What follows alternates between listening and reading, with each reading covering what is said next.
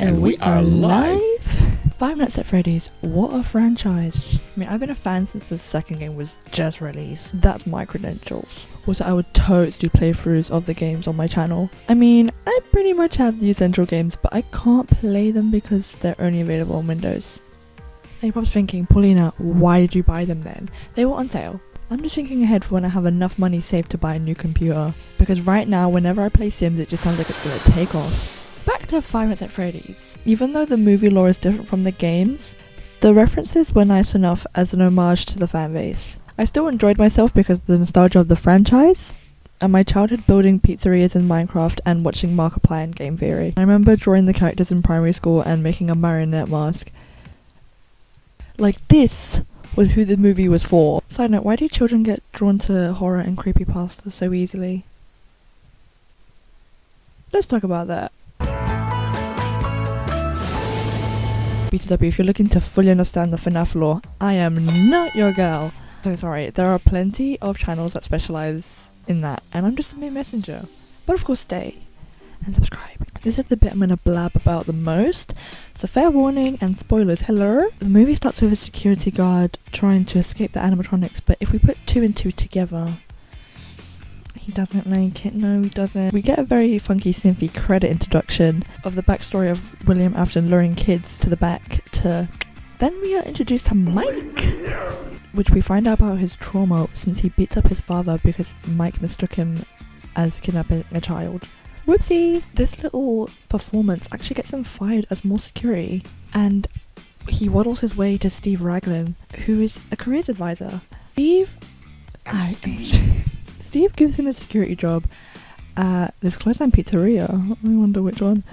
Mike took it as a last resort since his little sister Abby was in risk of being taken away to live with her Aunt Jane. So, first night, Mike falls asleep and dreams about the kidnapping of his little brother Garrett. Some kids appear, which doesn't usually happen, so that's quite strange for Mike. But they run away before he's able to interact with them. Okay, so we are at a diner now. Jane hires a couple of people to vandalise the pizzeria, including Abby's babysitter, to get Mike in trouble so Jane can have Abby.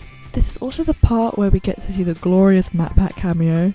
When I was in the cinema with my friend, I whacked her arm so hard and whacked her again when he said the thing.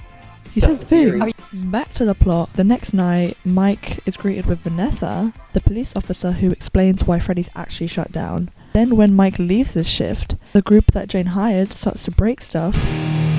But then the animatronics are like, oh no, don't even think about it. And they straight up murder the gang. With one of the deaths, the babysitter one in particular, I made the "let the body 87" joke, but I couldn't even finish my words because I was bamboozled, I was shocked, stunned even. But Mike was not able to get a hold of the babysitter.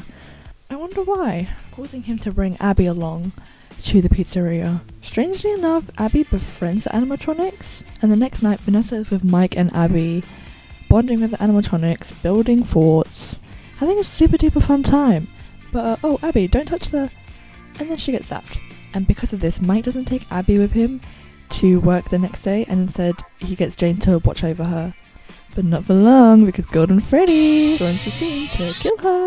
Whilst this is all going down, Mike is in dreamy sleepy land and makes a deal with the kids on Forge to give Abby to them so he can have Garrett back. He then gets attacked by the kids and tries to escape, but Foxy gets him and straps him to the machine we saw from the start of the movie. Mike does manage to escape from the trap, and Vanessa appears to take care of his injuries, and she finally tells him what's actually going on in this place.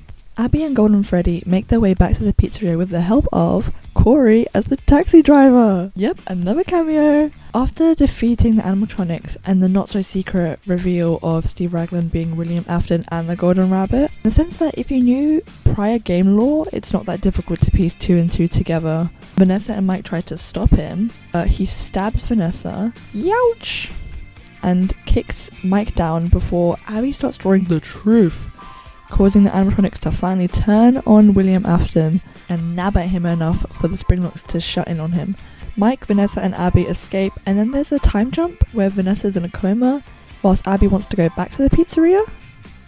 Like, God, you don't remember what just happened back there? But the last moments of the movie show William Afton hanging on to dear life, but guess what? He always comes back.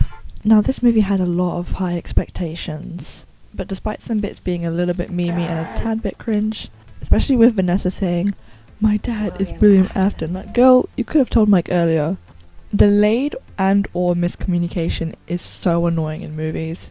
However, I now have a comfortable expectation for the second movie. There's a couple of movies where the sequel is better than the first one, so my prediction, folks, it's only right to assume that's going to happen for this franchise. Of course, I have to mention, the score is very fun, and the Living Tombstone song for the credits is just... they redeemed themselves a little bit for that, for the whole movie.